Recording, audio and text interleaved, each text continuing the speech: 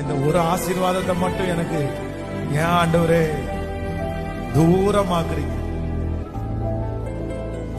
ஏன் ஆண்டவரே ரொம்ப காலதாமதம் பண்றீங்க?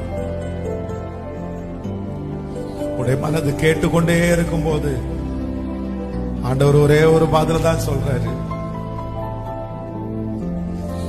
இல்ல நான் உனக்கு கொடுக்க போகிறதை உன்னுடைய கண்கள் காணல, உன்னுடைய காதுகள் கேட்கல, உங்க இருதயத்துல தோன்றவும் இல்லை.